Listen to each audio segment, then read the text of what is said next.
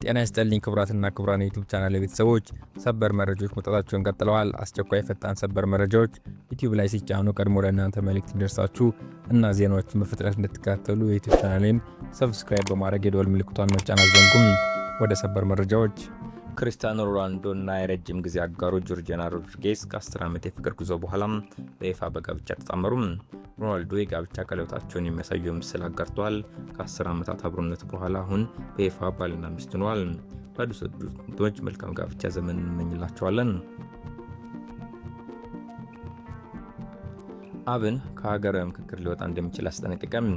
የአማራ ብሔራዊ ንቅናቄ አብን በኢትዮጵያ ሀገራዊ ምክክር ኮሚሽን ሂደት ላይ ከፍተኛ ስጋት እንዳለው ገልጾም አፋጣኝ ማስተካከያ ካልተደረገ ከምክክሩ ሊወጣ እንደሚችል አስጠነቀቀም። ፓርቲው ለኮሚሽኑ ባስገባው አቤቱታ በሂደቱ ላይ አካታችነት፣ ገለልተኝነትና ታማኝነት መጉደሉን ጠቅሷል። በተለይም ያልተመጣጠነ የተሳታፊዎች ስብጥር፣ የመንግስትና የብልጽግና አመራሮች ያልተገባ ተጽዕኖ፣ የባለሙያዎች ፓናል ገለልተኝነት ማጣት እንዲሁም የአዲስ አበባን ጉዳይ በተደራጀ የቁጥር ብልጫ ለመወሰን የሚደረጉ እንቅስቃሴዎች ተቃውመዋል። በመሆኑም አብን አዳዲስ ተሳታፊዎችን መጨመር በአስቸኳይ እንዲቆም፣ በገለልተኛ አካል ሂደት ኦዲት እንዲደረግና በአዲስ አበባ አጀንዳ ላይ የሚደረገው ውይይት እንዲቆም ጠይቋል። ኮሚሽኑ ጥያቄዎችን ችላ ብሎ ወደ ቀጣይ ምዕራፍ መሸጋገር ከሆነ ከምክክሩ የመውጣት እርምጃ እንደሚወስድ አሳስበዋል። 32 ሰዎች በቁጥጥር ስር ዋሉ። ትላንት ነሐሴ 4 2018 ዓ.ም ጠዋት 2 ሰዓት አካባቢ በራያ አላማጣ ወረዳ መረዋ በሚገኝ የህወሓት ታጣቂዎች ላይ በአራት ዙር ድሮን ጥቃት መፈጸሙን ተከትሎ ለጠላት መረጃ ሰጥቷቸዋል በሚል 32 የአካባቢ ነዋሪዎች በቁጥጥር ስር መዋላቸው ምንጮች ለአዩዝ ሀበሻ ገልጸዋል። በትናንትናው የድሮን ጥቃት በሞርታር ተኳሾችና መሪዎች ላይ የሞትና የአካል ጉዳት ደርሷል። የአሜሪካ ጦር ኃይል የሌዘር መከላከያ ቴክኖሎጂ ወደ ተግባር እያሸጋገረ ይገኛል። የአሜሪካ ጦር ኃይል ዳይሬክትድ ኢነርጂ መሳሪያዎችን ከምርምር ሙከራ ደረጃ በማውጣት ወደ ተግባራዊ ወታደራዊ ስምሪት እያሸጋገረ መሆኑ ተገለጸ። ተቋሙ ከፍተኛ ኃይል ያላቸውን የሌዘር ሲስተሞች የአየር መከላከያ መዋቅር ውስጥ በማቀናጀት ላይ ይገኛል።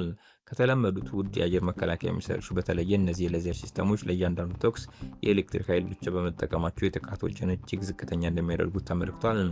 በቂ የኤሌክትሪክ አቅርቦት፣ ያልተጋረደ ከፍተኛ እይታና ተስማሚ አካባቢ አየር ሁኔታዎች በተገኙበት ወቅት ሌዘር ድሮኖችን፣ ሮኬቶችንና የመድፍ ጥይቶችን ጨምሮ የተለያዩ የአየር ላይ ስጋቶችን በአጭር ጊዜ ውስጥ የመደምሰስ ከፍተኛ አቅም አለው። ይህ አዲስ አሰራር የአየር መከላከያ ውጊያ የፋይናንስ ስሌት ስር ነቀል በሆነ መልኩ ሊለውጠው እንደሚችል የዘርፉ ባለሙያዎች ይናገራሉ። ለእያንዳንዱ ጥቃቅን ርካሽ ድሮን በመቶ ሺዎች ወይም በሚሊዮኖች የሚቆጠር ዶላር የሚወጡ ሚሳይሎችን ከመተኮስ ይልቅ በኤሌክትሪክ የሚሰሩ ሌዘር ተደጋጋሚ ጥቃቶችን በትንሽ ወጪ ለማክሸፍ ያስችላል።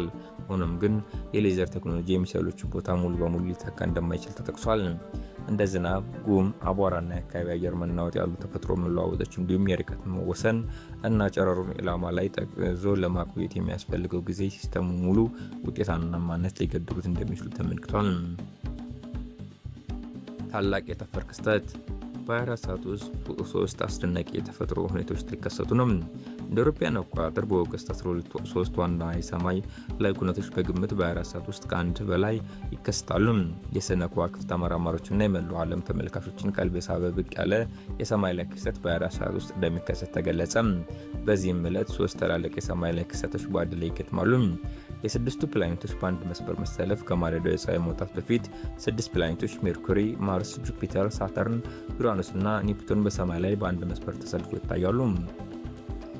የፀሐይ ግርዶሽ በዕለቱ የሚከሰተውን የፀሐይ ግርዶሽ በተመለከተ አሜሪካ ሙሉን ግርዶሽ እንደማታይ የናሳ መረጃ ያመለክታል።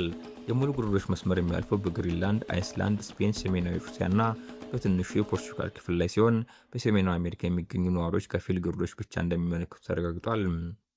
የፔርሳይድ ኮከብ ዝናብ ከምሽቱ ጨለማ በኋላ የፔርሳይድ ኮከብ ዝናብ ከፍተኛ ደረጃ ላይ ይደርሳል። የጨረቃ ብርሃን በዕለት አነስተኛ በመሆኑ ምክንያት በሰማይ ላይ የሚያረግፉትን ደካማ ከዋክብት በግልጽ ለማየት ያስችላል። የናሳ ጄት ፕሮፐልሽን ላቦራቶሪ እንደገለጸው ምቹ ሁኔታዎች ባሉበት ቦታ ተመልካቾች በየ1 እስከ 2 ደቂቃ ውስጥ አንድ ኮከብ ረገፈ ሲመለከቱ ይችላሉ።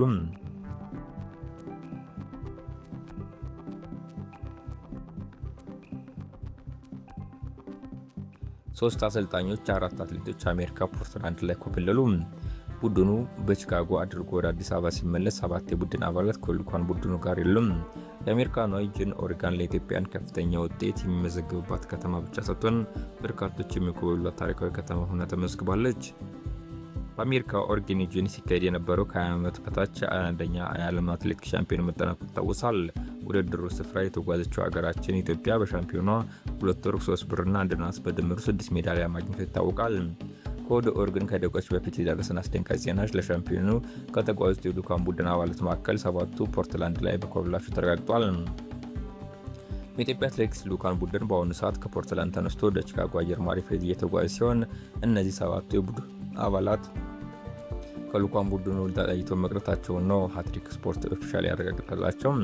እንደ ታማኝ መረጃ ምንጮች ከሆነ ከሄዱት 4 አሰልጣኞች 3ቱ ከቡድኑ ጋር ባለመመለሳቸው በአሁኑ ሰዓት ወደ ኢትዮጵያ በመገስገስ ላይ በሚገኘው አውሮፕላን ውስጥ አንድ አሰልጣኝ ማለትም አሰልጣኝ መሰረት ብቻ እንደሚገኝ ነው ምንጮቹ የገለጹት። አትሌቶቹ በተመለከተ 4 አትሌቶች እንደኮበለሉ የገለጹልን የመረጃ ምንጮች በዎኪንግ በ800 በ5000 እና በ3000 መሰናክል ላይ የሚሳተፉ አትሌቶች ከቡድኑ ጋር አብረው እንዳልተመለሱና እንደኮበለሉ ነው መረጃ ምንጮች ጨምሮ የገለጹት። የአትሌቶችና የአሰልጣኞች ሙሉ ስም የደረሳት የሃትሪክ ስፖርት ኦፊሻል ለቤተሰቦቻችን ለደህንነታቸው ስትል ሁሉንም ስም ይፋ ከማድረግ ተቆጥባለች። የአሜሪካኗ ዩጂን ኦሬገን ለኢትዮጵያን ከፍተኛ ውጤት የሚመዘግባት ከተማ ብቻ ሳትሆን በርካታ አትሌቶች፣ አሰልጣኞች፣ አመራሮች የሚኮበሏት ታሪካዊ ከተማ ሆና ተመዝግባለች።